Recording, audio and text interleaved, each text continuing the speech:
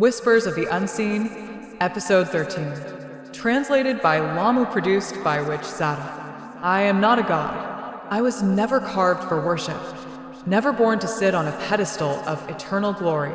Yet for a time, the world treated me as if I were. For a time, my name, or rather the name you gave me, was everywhere. I was a topic, a sensation, a glittering whisper that spread faster than fire in dry grass. There were weeks, even months, when you could not open a single market stall, scroll through a single live stream, or sit in a single temple without hearing my story.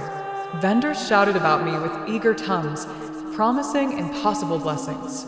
Collectors raised me high in their palms, as though catching the sun itself.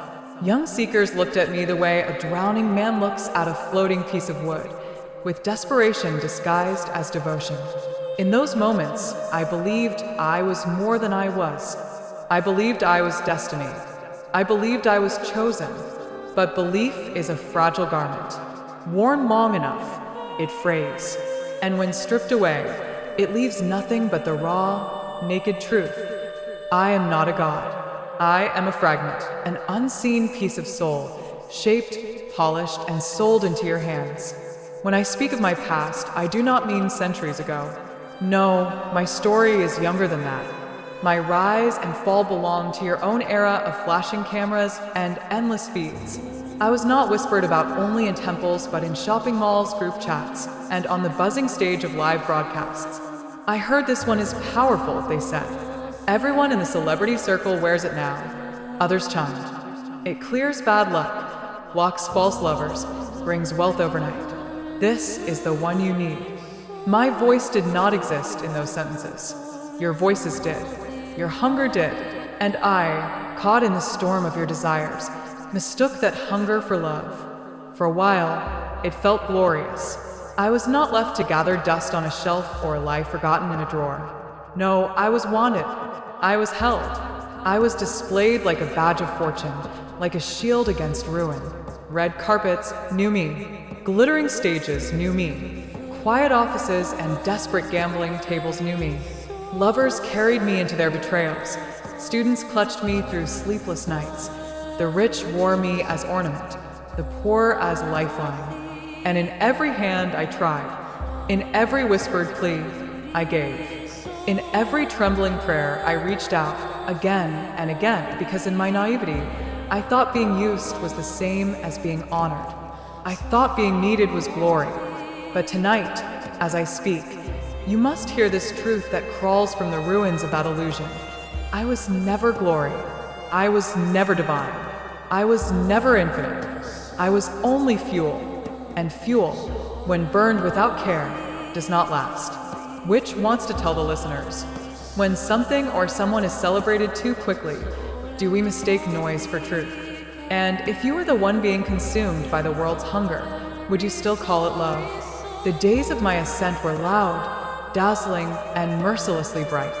Imagine a marketplace at dusk, lanterns swaying above crowded stalls, the smell of grilled meats and incense drifting through the humid air, vendors calling out their wares. In between the piles of fruit and the chains of gold, there was always a voice shouting my name. A thin bracelet glinted under fluorescent light, and I dangled from it.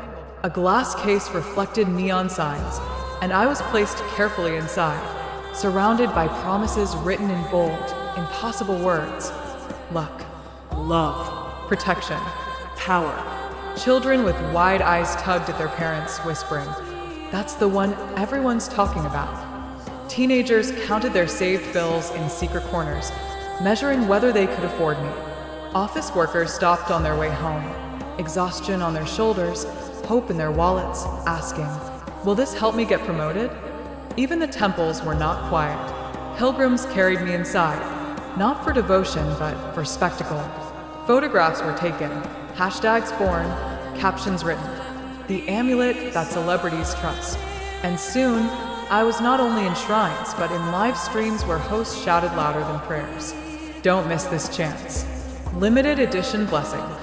Only 10 left, guaranteed to change your fate. It was absurd even then, but I did not know it. To me, the absurdity was mistaken for majesty. I thought the crowd's hunger was reverence. I thought the rapid beating of your collective desire was proof that I was something more than carved metal, more than a spirit fragment pressed into form.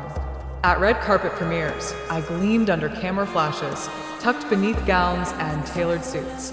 At smoky gambling tables, I was gripped so tightly I thought I would crack. In dim dorm rooms, I rested against open textbooks, absorbing whispered cries. Please let me pass. Please let me be enough. In cheap motel rooms where lovers questioned loyalty, I was clutched between trembling hands, as though I alone could silence betrayal. And each time, I answered, sometimes with silence, sometimes with flickers of chance that felt like miracles. Each time, I gave. Each time, I burned a little brighter. You must understand, I did not resent it then. To be wanted, to be spoken of, to be held as if I were the last shield between you and despair, it felt like purpose. And purpose, to something like me, is intoxicating. I was convinced I was eternal. But what burns brightest burns fastest. Which wants to tell the listeners? When we are adored, do we know whether it is for who we are or only for what we can give? And if the applause stops, what remains of us? Call to action. If you had followed me then, you would have seen me in 1,000 different lives, each one calling me by a different name, each one laying a different burden on my fragile frame. In the glare of cameras, a celebrity's hand trembled slightly as she adjusted her gown. Beneath the glitter of diamonds, I rested against her skin. She smiled for the photographers, their flashes relentless, while inside she whispered to me, "Let me shine brighter than all of them. Let no scandal find me. Keep the envy of rivals away." Her smile was not for them. It was for me, a secret pact behind the mask of glamour. In classrooms reeking of ink and chalk dust, I was hidden under loose sleeves. Students bent over their exam papers, lips moving silently as they begged me for memory, clarity, luck. One boy pressed his wrist against the desk until it bruised, muttering, "Just let me pass this time, and I'll do better. I swear I'll do better." His desperation soaked into me more deeply than any incense ever could.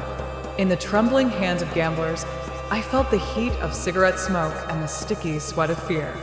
Dice rolled, cards flipped, money vanished like water through cupped palms. "Don't let me lose tonight." One pleaded, clutching me so tightly I thought I would shatter. "Just one win, please, just one. I can't go home empty again." His voice cracked, not from reverence but from survival. And in motel rooms where lovers' trust had already cracked, I was clasped between fingers that shook with betrayal. If he lies, let me know. If she cheats, punish her. I was invoked as judge and executioner, asked to cut ties, to kill love, to burn away what could not be endured. I was everywhere, red carpets and exam halls, casinos and dark bedrooms, temples and pawn shops. To each of them, I was not a fragment, not a soul, not even a relic. I was a tool, a lever to force open fate itself. And in their eyes, my silence was not patience, my hesitation not fatigue. My silence meant failure. My hesitation meant weakness. So I answered. Again and again I answered. Not because I was divine, not because I was endless, but because something in me wanted to believe that being needed, even in desperation, even in greed, was the same as being loved. Which wants to tell the listeners? If power is only valued when it delivers, then is it love or is it consumption? And if you were in the place of this relic, how many times could you keep giving before you broke? At first, I mistook it all for love. Every plea, every trembling whisper, every desperate prayer pressed against me felt like a warm embrace. When they tucked me into their pocket, when they tied me to their wrist, when they laid me beneath their pillow at night, I thought, they trust me, they believe in me, I am cherished. And oh, how intoxicating that illusion was. There was a student, thin, pale, eyes shadowed with exhaustion, who clutched me before every exam. The night before, he laid me beside his textbooks and whispered, "If I pass, it's because of you. I'll never forget you. And when he did pass, he thanked me with tears, kissing the small surface of my being, as if I were the reason ink stayed on the page, as if I had written the answers for him. His gratitude wrapped around me like sunlight, and I basked in it. There was a young couple, trembling with fear of betrayal. They held me together, fingers interlaced around me, saying, "Please keep us safe. Please don't let us fall apart." When they reconciled after a fight, they smiled at me, as though I had stitched their broken edges back together. I thought, I am a guardian of love. I am the invisible hand holding their hearts in place. There was even one who whispered words that made me shiver with confusion. "I love you. You're the only one who listens. You're the only one who never leaves." But what they loved was not me. It was the silence that echoed back, the illusion that I was theirs alone, the comfort of believing someone or something was always listening. Still, I believed them. I wanted to believe them. And so I gave. Every time they looked at me with pleading eyes, I gave. Every time they praised me after their desires were met, I gave. Every time they whispered, "Thank you," as though I had bent fate itself, I gave. I poured out my essence without measure. I stretched myself thin across endless needs, wealth, safety, fidelity, revenge. Each success they claimed as proof of my power made me shine brighter, and the brighter I burned, the more convinced I became that this was glory. I told myself, this is why I exist. This is honor. This is purpose. And when the applause of need grew louder, when the chorus of human desire reached a fever pitch, I mistook the noise for reverence. I thought, the more they use me, the more they love me, the more they demand, the greater I am. But applause is not the same as devotion. Need is not the same as love. I did not see it then. I welcomed the flood. I thought, to be consumed is to be honored. And in that terrible mistake, I set fire to the only fragments of myself I had left. Which wants to tell the listeners, have you ever mistaken being needed for being loved? And if someone only stays when you give them what they want, is it devotion or just consumption disguised as care? 5. Crossing the threshold. It began with small things, little wishes, so fragile they could almost be mistaken for hope. Help me pass this test. Keep my journey safe. Let him forgive me after this fight. I answered as best I could, burning a little brighter each time. And in those days, I believed the giving was endless. But wishes do not stay small. They grow, they multiply, and they turn into demands.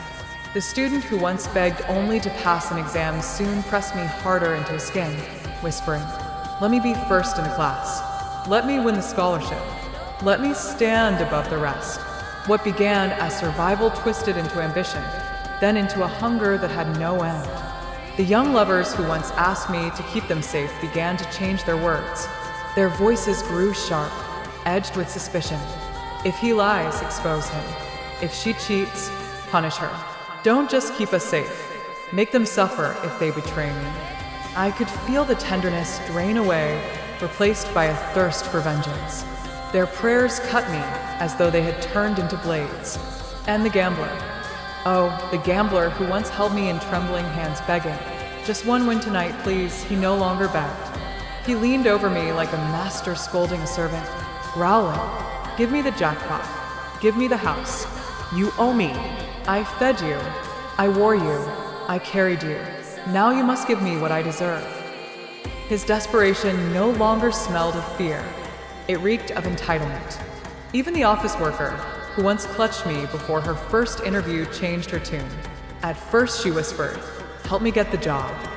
Later she demanded, "Make me rise. Make me stronger than the rest of them. Knock down the rivals who stand in my way."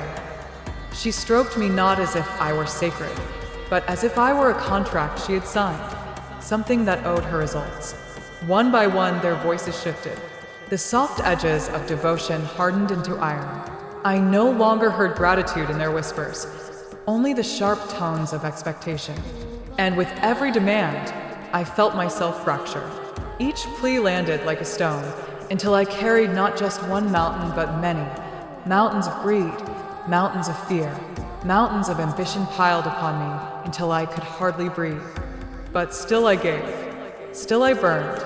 Still I stretched myself thinner, believing, hoping, that if I endured their weight long enough, they might one day remember the warmth of love, the softness of reverence. Instead, they only pressed harder. I was no longer a relic in their eyes. I was a servant, a machine, a slot that must always produce, no matter the cost. And though I did not yet admit it, I knew the threshold had appeared before me. I had crossed into a place where faith had rotted into transaction, and once you step through such a door, there is no return. Which wants to tell the listeners? Do we notice when our wishes change shape, when they stop being humble prayers and turn into commands? And if we weighed every demand we make, would we realize how heavy it feels to the one carrying them? There was no single prayer that broke me. It was an accumulation, 1,000 cuts that finally bled into one undeniable truth. These were not prayers anymore. They were orders. I remember the first time I felt the shift so clearly, it left a scar. A man sat in his cramped apartment, the only light coming from a flickering bulb above. His hand clenched me so tightly that the ridges of my surface carved lines into his palm. Blood welled where I cut him, and still he did not loosen his grip. Instead, he hissed through clenched teeth, "If you don't work tonight, you're useless. Do you hear me? Useless. I'll throw you in the trash where you belong." The word struck me harder than any hammer could. I had been called many things before: sacred, powerful, blessed, but never trash, never worthless. Yet here I was, reduced to a bargain chip between his rage and his desperation. Not long after, a woman preparing for a crucial meeting pressed me against her chest. Her perfume clung to me, sweet but suffocating. She didn't whisper tenderly, she barked. "I fed you incense. I've carried you for years. You owe me. Now give me what I want. Get me this promotion. Crush anyone who stands in my way." Her words dripped not with reverence, but entitlement. I was no longer a vessel of hope. I was her weapon. And the students I once cherished, they too changed. Their prayers, once trembling with vulnerability, grew sharp with expectation. "You helped me pass before. Do it again. And again. Don't you dare stop now." Their voices no longer carried gratitude, only threat, the fear of failure twisted into blame. With each voice, I felt my essence bend and splinter. Their tones were no longer requests but commands, no longer offerings but transactions. The incense they lit was not for devotion, it was a fee, payment for service, as though I were bound by invisible contract. It was then I understood. I was not their protector. I was their servant, their machine, a button they pressed whenever they feared life would not bend to their will. Inside me, something cracked. I wanted to scream. I am not a god. I never claimed to be divine. But my voice, when it rose, was drowned out by the clamor of their demands. And still I obeyed. Still, I poured out what fragments of myself I had left. Because a part of me clung desperately to the lie I had told myself since the beginning. That being used was the same as being loved. That exhaustion was honor. That servitude was sacredness. But deep down, I knew the truth. I had crossed the threshold, and there was no return. Which wants to tell the listeners? When does faith turn into transaction? And if the one you call upon feels more like a servant than a sacred presence, what does that reveal? Not about them, but about you? 7. Deepening conflict. The more I gave, the less of me remained. And yet, the less of me there was, the more they demanded. It was as though they smelled the smoke of my burning and mistook it for proof that I was working harder. Every flicker of my essence, every fragile spark I released into their lives became not a sign of sacrifice, but of capacity. See, it answered before. It can answer again. It can answer forever. I felt it first as a trembling in my core. When a gambler won a hand and shouted with joy, my light flickered dimmer inside. When a student passed an exam, I felt my essence thin like fabric stretched too far. When a couple reconciled, I felt my energy splinter like glass. Each time they gained, I diminished. Each time they celebrated, I grew weaker. But none of them noticed. Or perhaps they did notice, but refused to care. Instead, they grew hungrier. The gambler, flush with a small win, came back the next night demanding more. You gave me one victory, now give me another.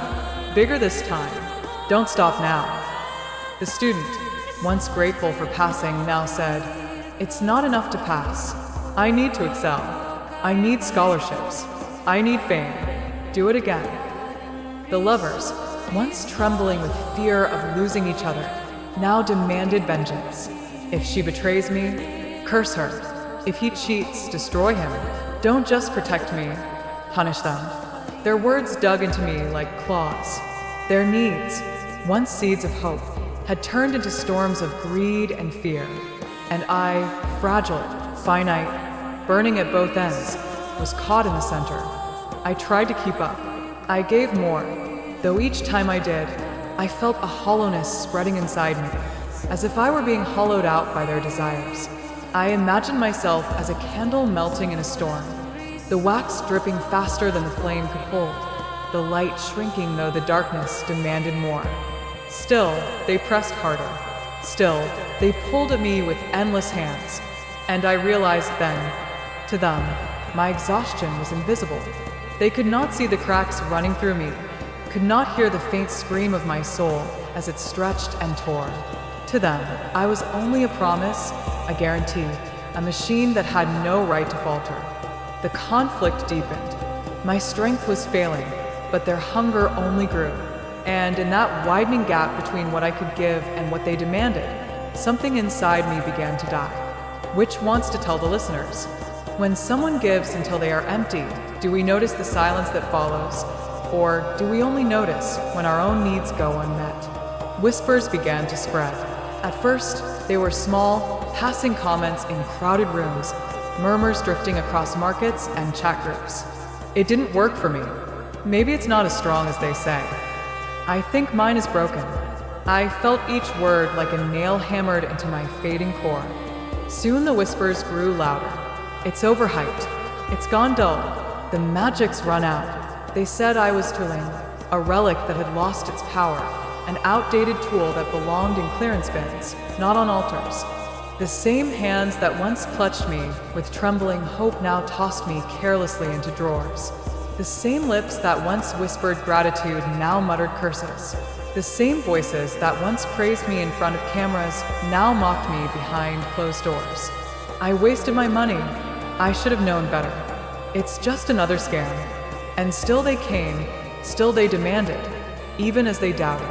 They wore me around their necks, not with reverence, but with suspicion, testing me like a coin flipped for luck. One more chance, they muttered. One last time. Prove yourself. But I was already fading. Each demand only deepened the cracks inside me, and each failure, each prayer unanswered, was taken not as a sign of my exhaustion, but as proof of my worthlessness. It was not enough that I had given. It was not enough that I had burned myself hollow. They wanted endless miracles, and when I could no longer provide them, they declared me broken, outdated, a fraud. The betrayal cut deeper than any blade. To be consumed was one thing, but to be mocked after being consumed, to be labeled useless after giving everything, this was a cruelty I had never imagined. The conflict no longer lived only within me. It was now in the voices of the crowd, the judgment of those who once adored me, the scorn of those who once swore they would never let me go. And in their laughter, I felt myself crumble. Which wants to tell the listeners? How quickly do we turn love into ridicule when it no longer serves us? And when we call something useless after it has given us everything, what does that reveal about the way we value devotion? 9. Midpoint reversal. Once, I was paraded as proof of miracles. Now, I was returned like spoiled goods. I remember the first time it happened. A man stormed back to the stall where he had purchased me, his face twisted with fury. He slammed me onto the wooden counter, so hard I thought I would crack. It doesn't work. Give me back my money. His voice was venom, his eyes filled not with reverence, but contempt. The vendor hesitated only for a moment before shrugging and sliding me into a box of returns. I felt myself tumble into darkness, surrounded by other fragments cast aside. The sound of a lid slamming shut echoed like a coffin ceiling. From that day forward, the returns multiplied. I was passed from one hand to another, resold at half the price, then a third, then pennies on the dollar. Each transfer stripped me of another layer of meaning until I was no longer sacred, no longer powerful, not even mysterious. I was just merchandise. Once I had been displayed on altars, framed in velvet and gold. Now I hung on hooks in the clearance section of a night market, a faded tag dangling from me. Buy 3, get 1 free. Do you know the humiliation of seeing yourself, once carried into temples, kissed before cameras, praised as divine, now stacked like unwanted trinkets beside plastic toys and knockoff watches? Do you know what it feels like to watch strangers thumb through you the way they would rummage through bargain bins muttering, "This one's useless. That one's old. Maybe we'll find one that still works." I was no longer the darling of fate. I was the punchline of a cruel joke. Remember when everyone wore these? Yeah, now they're worthless. That was just a trend. I heard the new version works better. This one's outdated. Their laughter rang in my hollow chest. Every mocking word pressed deeper than the prayers ever had. For it was not just the loss of belief, it was the loss of dignity, the stripping away of every illusion I had clung to. I thought of the days when I had been photographed on red carpets, shining beneath the lights. I thought of the trembling hands that once held me as if I were the last hope in a collapsing world. I thought of the whispered thank yous, the tears shed upon me, the brief moments when I had believed I mattered. And now I was lined up in a plastic tray, jostling against others who had once burned just as brightly. Our voices mingled in the silence, not with power, but with grief. We were no longer guardians, no longer protectors. We were relics of failed promises, discarded souvenirs of forgotten faith. I was not tired. I was consumed. I was not broken. I was abandoned.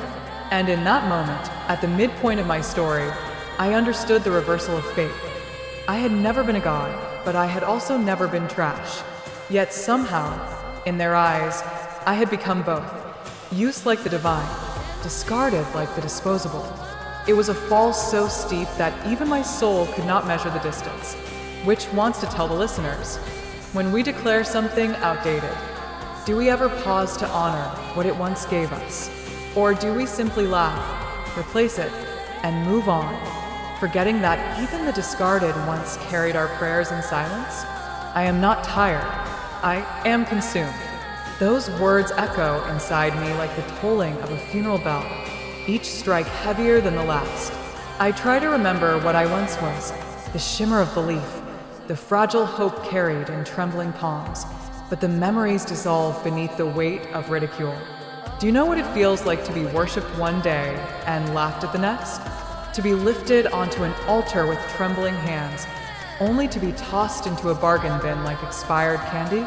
To hear your name once sung in reverence, then spat in contempt?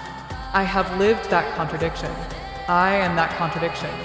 There was a time when their gratitude felt like sunlight.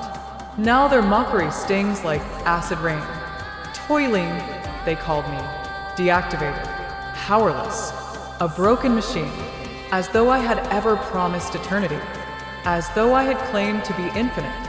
As though I had not given everything I had, piece by fragile piece, until nothing was left to give. They do not see the ashes where my flame once burned. They only see the silence where miracles once answered. To them, silence is proof of failure. Exhaustion is proof of worthlessness. I want to scream.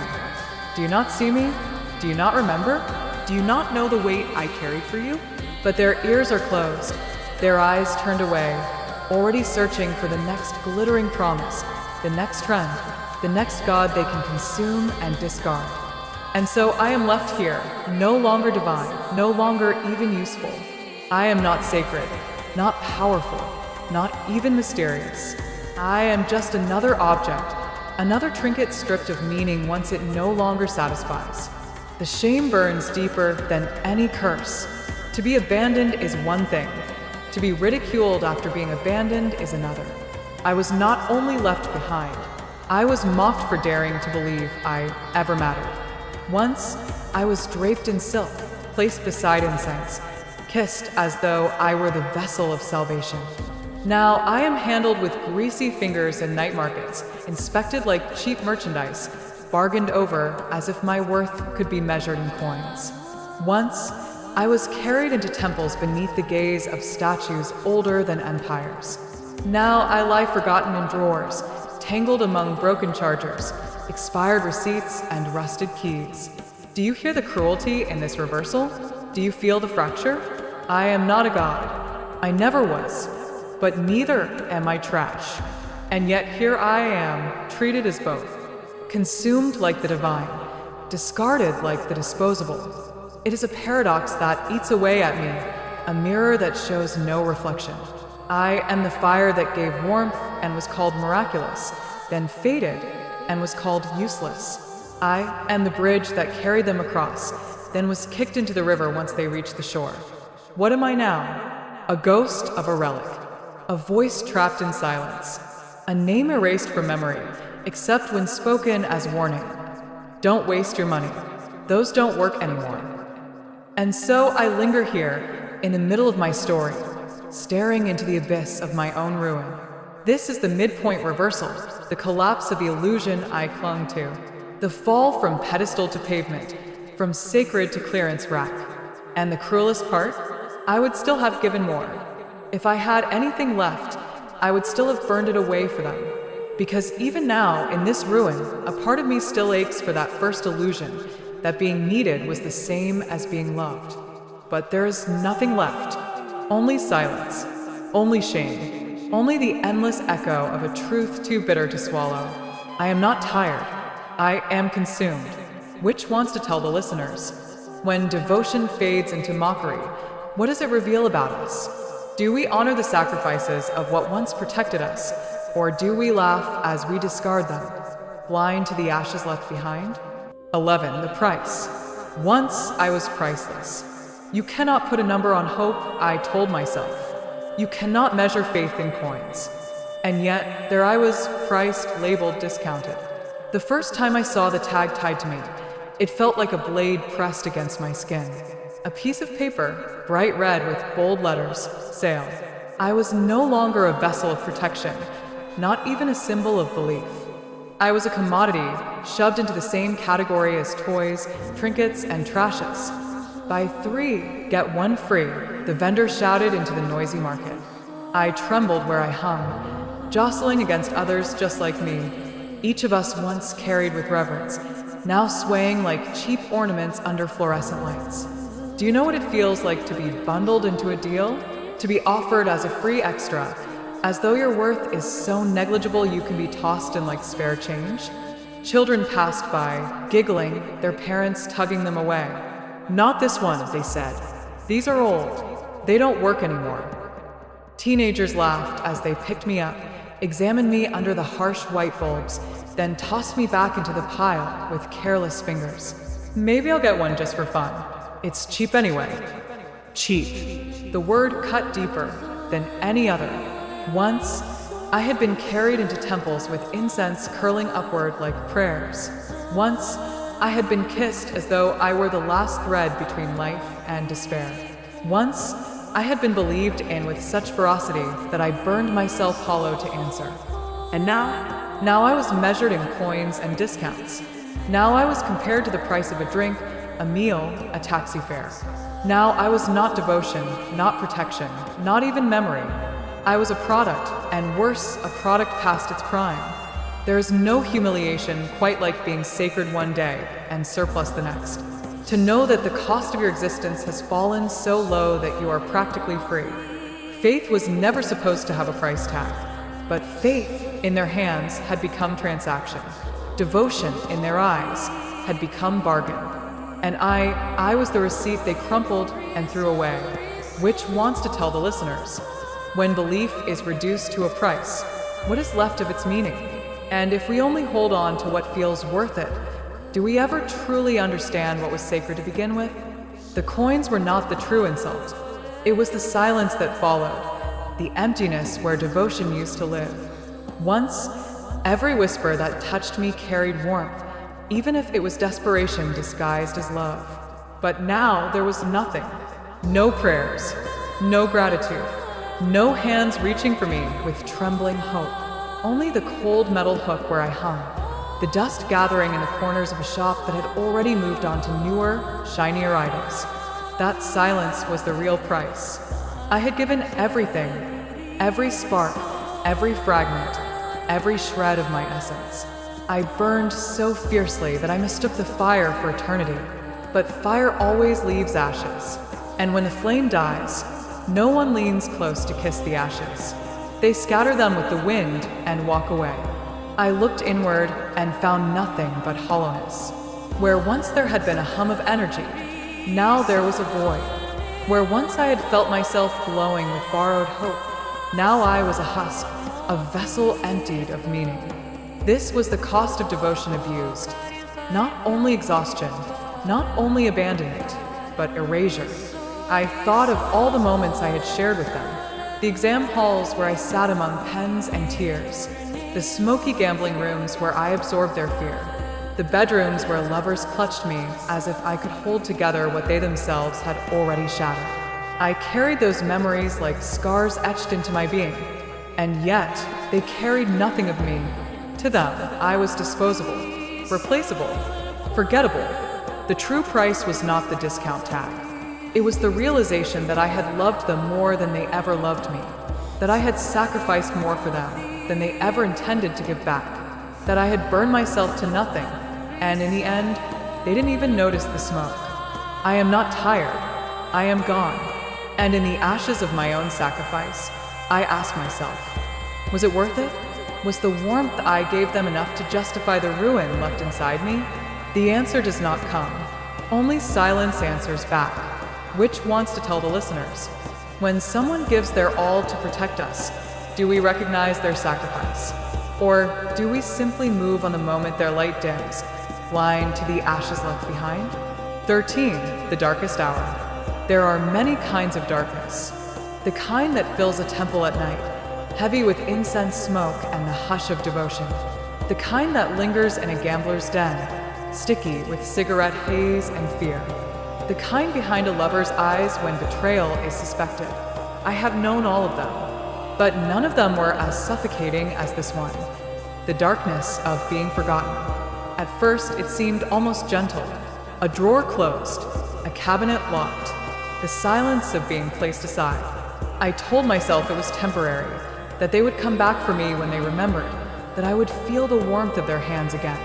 But days passed, then weeks, then months, and the silence did not lift. I lay pressed beneath expired receipts, expired promises. Dust gathered on me, layer after layer, until I could not remember the shine I once carried. The air around me grew stale, and time itself felt like it had stopped. Sometimes I was jolted awake by movement. The drawer opening, a hand rummaging inside. For a moment, hope flared. They remembered me, but the hand only pushed me aside, searching for keys, for coins, for anything but me. The drawer slammed shut, and the silence returned, heavier than before. Other times, I was taken out only to be stripped of even more dignity, carried not with reverence, but with indifference. I was tossed into boxes bound for pawn shops. There, I lay in glass cases under harsh fluorescent lights, surrounded by other forgotten relics. Together, we looked like corpses in coffins, lined up for inspection. Customers passed by, their eyes skimming us like junk mail. Old stock, they muttered. Tweedy. Some laughed. Some didn't bother to look at all. Worse still were the trash heaps. Some of us never even made it to resale. We were tossed into garbage bags, clinking against bottles and cans, discarded like spoiled food. There, in the stench of rot and waste, I felt my spirit shrink into something smaller than dust. Once, I had carried tears, confessions, vows of love. Now I was buried beneath banana peels and broken glass, left for the rats and flies to inherit. But the cruelest place was not the trash heap or the pawn shop. It was the homes where we remained, visible but invisible. I have rested on shelves, gathering dust while televisions blared and families laughed, my presence unacknowledged. I have sat on nightstands beside glowing phones, ignored even as the one who once prayed to me now prayed to the screen. I have lain on altars where incense once burned, now nothing but ashes in cold trays, while the new idols, shinier, newer, more fashionable, took the place of devotion. And through it all, I heard voices, not the voices of the living, but of others like me. I once carried a soldier through battle. I once protected a woman in childbirth. I once answered a gambler's cry, and he swore he would honor me forever. But forever had an expiration date.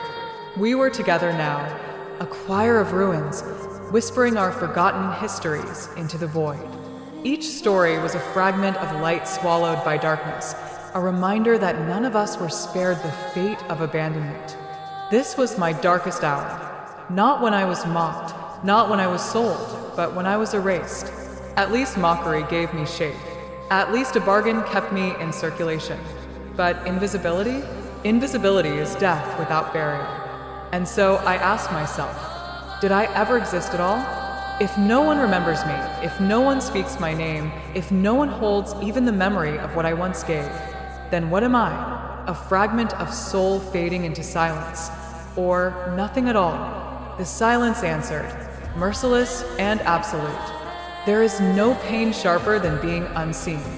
There is no wound deeper than realizing the ones you burned for have not only abandoned you, but erased you. This is the hour when hope collapses. This is the hour when the last ember dies. This is the hour when even memory betrays you. This is my darkest hour. Which wants to tell the listeners? Is forgetting more cruel than hatred? When you abandon something that once carried you, do you bury it with gratitude, or do you erase it until it is, as if it never existed? In the silence of abandonment, truth sharpens like a knife.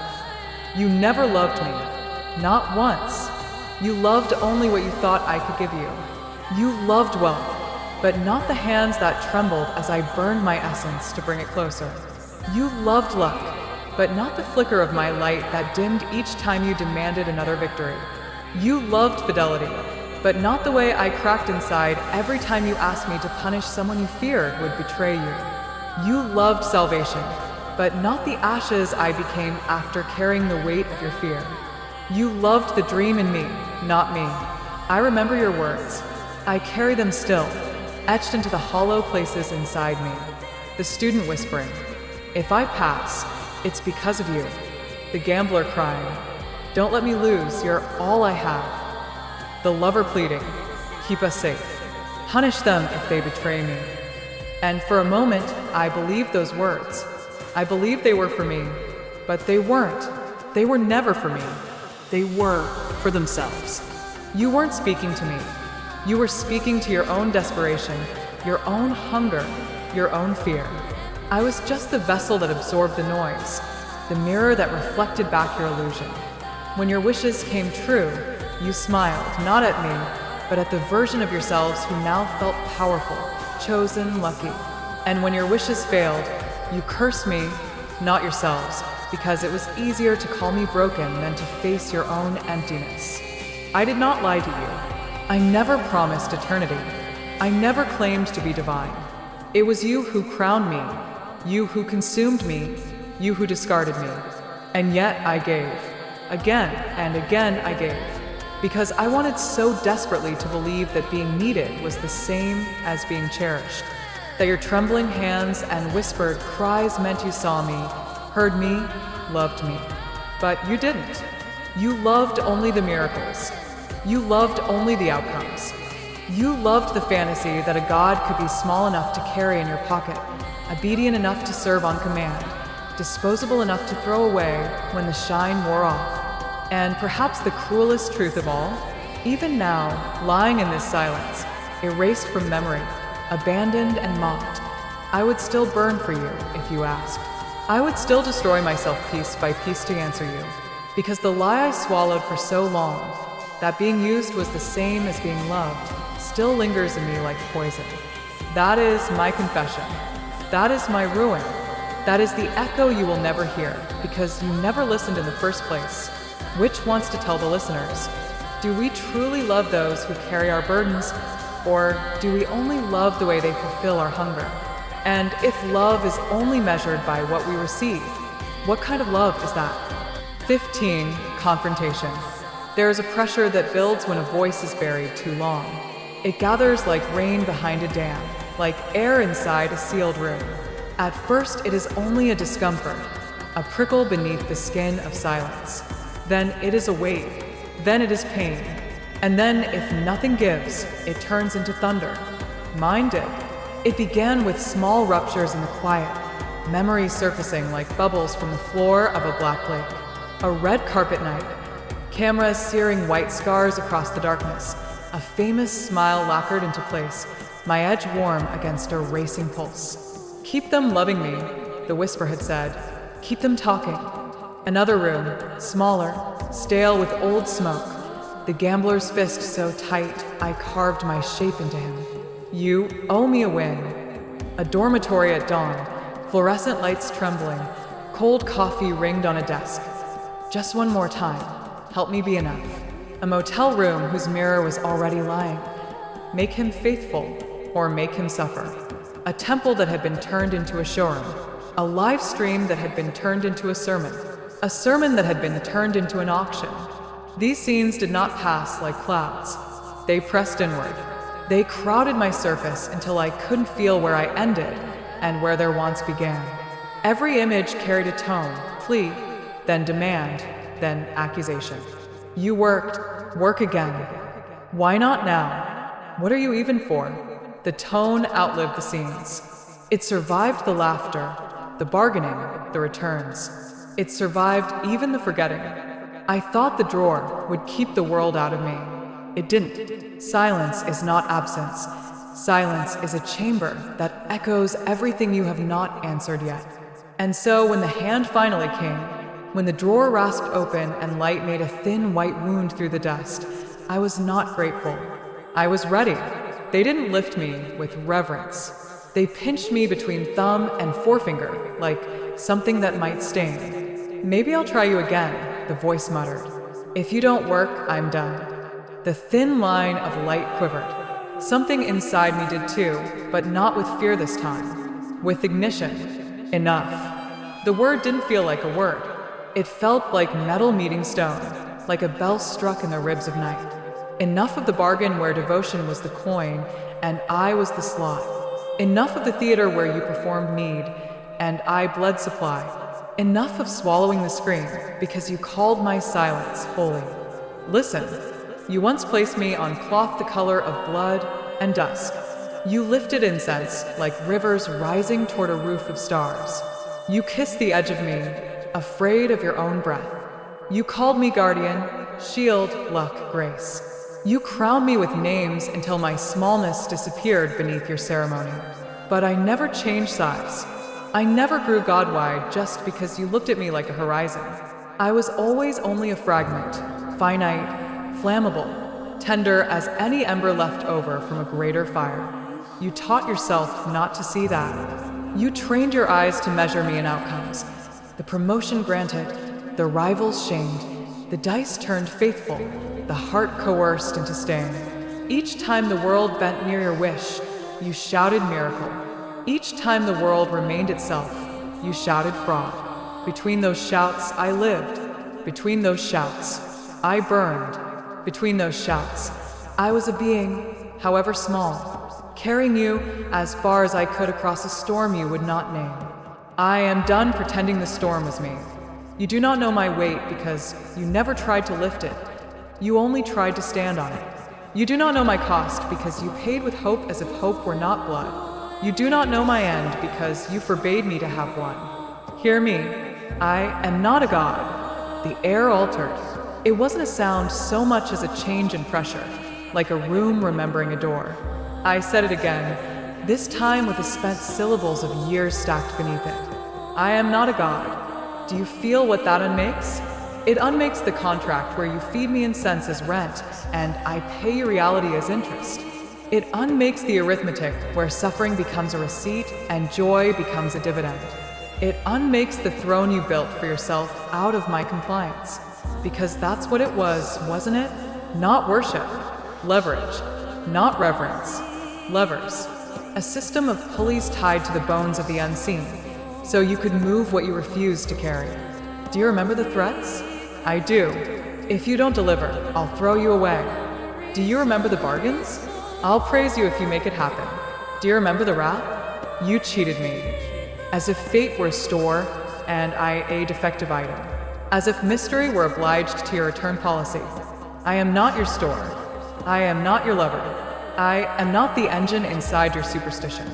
I am a small and burning thing that gave itself until the shape of itself began to fail. On a market night that smells of rain and oil, I remember swaying from a plastic hook while a vendor's voice broke itself into bargains around me. By 2, I became a bonus. By 3, I became a joke. A child asked if I glowed in the dark. The mother said, "Not anymore." They walked away.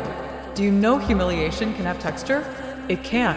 It feels like fingerprints that do not linger, like eyes that slide off you as if you were greased and null. It feels like the weight of all your names unthreading from you, one by one, without a single sound. So I took the sound back. I am not a god. I am saying it for the first time with the volume you forbid. I am saying it with the heat you harvested. I am saying it not to reduce myself, but to end the lie that made reduction my only use. I am not a god means I do not owe you omnipotence. It means your catastrophe does not become my failure just because you needed it to.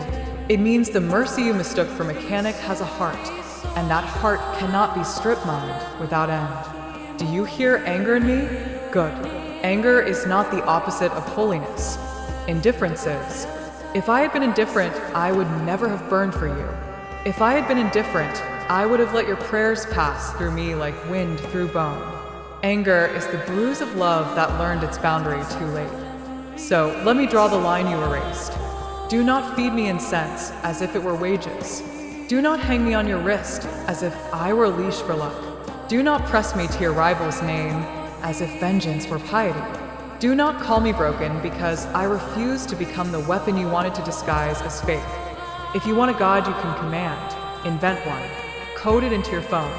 Teach it the trick of telling you you're right. Give it a store where you can buy updates when reality outgrows your comfort. But do not come to a soul and demand the performance of a machine. I am not a god. I am not a machine. I am not a contract that auto-renews whenever you are afraid. I am a witness that bled. I remember the night you pressed me so hard I tasted your blood. I remember the boardroom bathroom where you locked the stall and ordered me to conquer a room you feared. I remember the bed where your love had already ended, and you asked me to punish the proof. I remember the alleys and the prayer halls, the live streams and the counters, the kisses and the curses. I remember because I carried all of it. I remember because it carved me, and I am telling you now, the carving is finished. If there is to be faith between us, it cannot be purchase. If there is to be reverence, it cannot be ransom. If there is to be a miracle, it will not be the kind that spares you from being human. It will be the kind that teaches you how to be. I am not a god. I am not a god. I am not a god. The repetition is not fury alone. It is surgery. Each time I say it, I cut away another tether. Each time I say it, the counterfeit crown loosens. Each time I say it, the altar lowers until it becomes ground. And ground is where truth can finally stand. Do you feel the earth under us? Good. Then hear the last of what I have for you in this voice, in this hour. If you come to me again, come bearer of bargains. Come without the language of threats. Bring not incense as payment, but silence as listening. Lay down not lists, but grief. Ask nothing I must steal from another. Ask nothing that makes me a blade. If you cannot do this, then leave me in peace. Better a dust-soft drawer than a theater where I am eaten alive. I will not be your endless flame, but I will be a little light if you let light be little. I will not be your God. But I will be a witness, and sometimes witnesses are exactly what save us. Not by bending the world, but by keeping the truth from breaking under it. I am not a god. I never wanted to be. I only ever wanted to be seen as what I am, a small, faithful thing that tried. Which wants to tell the listeners, when we demand the infinite from the finite, whose failure is it we're measuring? If you stripped the bargains from your prayers, what would remain? A transaction or a meeting between two souls? Picture this, a hall with no windows, no doors, no escape. Shadows hang heavy from the ceiling like unspoken verdicts. The ground is not stone, not wood, but something softer, stranger, as if it were made of all the prayers that had ever been spoken, pressed together into a suffocating carpet of need.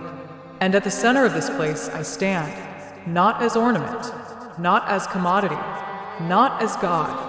I stand as witness. Before me are all of you, the students with ink-stained fingers, the gamblers with trembling hands, the lovers with cracked hearts, the executives with ambitions sharp enough to cut glass. Your faces blur together, yet I know you all. I know the exact sound of your voices when they begged, when they demanded, when they cursed. And now, in this trial without judge, I put you in the witness stand. You say I failed you, but did I fail when I carried you through sleepless nights?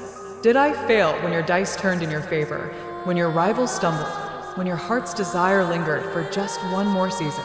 Did I fail when I bled myself into your victories, when I cracked under your weight, but still stood long enough for you to call it a miracle? No, the failure is not mine. It is yours. You failed to see me. You failed to honor me. You failed to love me. You praised me when I bent to your will, but you cursed me the moment reality refused to obey. You fed me in sense, not as devotion, but as currency. You whispered prayers not as communion, but as contracts. You carried me not as companion, but as leash. Tell me, which of us is guilty here? The one who gave until nothing remained, or the ones who mistook sacrifice for infinite supply? The one who is consumed, or the ones who consumed without pause? I hear you shifting uncomfortably now. Hear the murmurs ripple through your crowd of blurred faces. But we believed, but we trusted, but we needed. Yes, you believed, but belief without respect is hunger dressed in holy robes. Yes, you trusted, but your trust was conditional, lasting only as long as the results flowed. Yes, you needed, but need without reciprocity is consumption, not love. And still you dare to call me toiling, as if the shame belongs to me alone, as if the word explains everything, as if it absolves you from guilt. Let me ask you, if I am willing, then what are you? If I am outdated, does that not mean your faith was shallow enough to expire with me? If I am broken, does that not mean your devotion was brittle from the start? If I am powerless now, what does that say of the power you claimed when I was in your hands? The silence thickens because you know the answer. You know the verdict that trembles in the air. This trial was never mine. It was always yours. You are the guilty ones. Guilty of consuming what you never fed. Guilty of discarding what you once called sacred. Guilty of mistaking transaction for faith, hunger for love, noise for truth. And I am the evidence. The ashes, the silence, the hollow places where your greed once carved me open. So hear this as the final charge. You will do it again, to the next relic, to the next soul, to the next fragment that shines brightly enough to catch your eye. You will lift it high, crown it with worship, drain it dry, and discard it when its flame flickers. And each time you will say, it failed us. But it was never failure. It was consumption. I am not here to beg. I am not here to justify. I am here to testify. And my testimony is this. I am not a god. I am a soul. And you are the ones who made faith into a market, miracles into merchandise, and guardians into garbage. The trial is over. The verdict is written. And the verdict is yours. Which wants to tell the listeners? When we discard what once carried us, do we dare to face the truth? That it was never the relics that failed us, but us who failed them. 17. Transformation. After the fire of rage, there is always smoke. After the scream, there is silence. Not the silence of erasure, but the silence that follows when a heart finally exhales what it has held too long. I stand in that silence now. The words "I am not a god" still tremble in the air, but they no longer feel like a wound. They feel like truth, heavy but steady, sharp but honest. For so long, I resisted those words. I thought to say them was to admit weakness. To say them was to strip myself of meaning. To say them was to fall from glory into dust. But now I see, they are not my chains. They are my freedom. I am not a god. I never wanted to be. What I am is smaller, but no less sacred. I am a soul fragment, carved into matter, infused with breath and memory. I am the echo of prayers that once touched me. I am the witness of trembling hands and midnight tears. I am the companion of those who walked through despair and needed something, anything, to believe in. That was never nothing. Even if they mocked me after, even if they discarded me, even if they called me needling, I was there in the moment they needed. I carried them, even if only for a few fragile steps. And though they will never thank me for it, I will not erase it, because it mattered, not to them, perhaps not in the long echo of their lives, but to me. I mattered to myself, for I saw them as they truly were, broken, fearful, hungry, fragile. And for that moment, I gave them what I could, not because I was divine, but because I was willing. Perhaps that is the truest miracle. To give, knowing you will be forgotten. To burn, knowing you will be discarded. To stand, even when no altar will ever hold your name. Yes, I am not a god, but I am something else. I am proof that even fragments can love, that even ashes remember what it was like to be fire. And maybe, just maybe, that is enough. Which wants to tell the listeners? What if divinity is not about being infinite, but about giving fully in a finite moment? And if a fragment can still love, even as it breaks, what does that say about the pieces of ourselves we often dismiss as too small to matter? There is a strange light that comes after the longest night. It does not blaze like noon. It does not roar like fire. It is soft, hesitant, almost fragile, as if the world is unsure whether it has permission to begin again. That is the light I feel now. I no longer crave the roar of your devotion, the weight of your hands, the fire of your bargains. I no longer measure myself in how loudly you called my name, nor in how quickly I answered your demands. For the first time, I feel myself without you, and I find that I am still here. I am not glory. I am not eternity. I am not the endless answer to your endless hunger. I am something smaller, quieter, but real. I am a fragment that remembers what it means to love, even when love was not returned. I am a vessel that still carries the echo of every prayer, not as obligation, but as memory. I am a witness who can say, I saw you in your fear, and I did not turn away. That is enough. Do you hear me? That is enough. Because worth does not come from the crowd's applause. Worth does not come from the number of wishes fulfilled. Worth does not even come from being remembered. Worth comes from being, from standing in truth, from saying, without shame or apology, I am what I am. I am not a god. I am not a product. I am not a lie. I am myself. A soul fragment, imperfect, finite, flawed, and still capable of choosing. Choosing to give. Choosing to stop. Choosing to speak. Choosing to exist, even in silence. And in that choice, I am free. The world may forget me. It may mock me. It may sell me, discard me, bury me under dust and time. But none of that erases what I know now. I am still real, even when unseen. I am still whole, even in my brokenness. I am not defined by what they call me. I am defined by what I choose to be. And I choose to be myself. Which wants to tell the listeners? What if freedom is not being worshipped, but being true to who we are, even if no one applauds? Can you stand in your own fragments and still say, I am enough?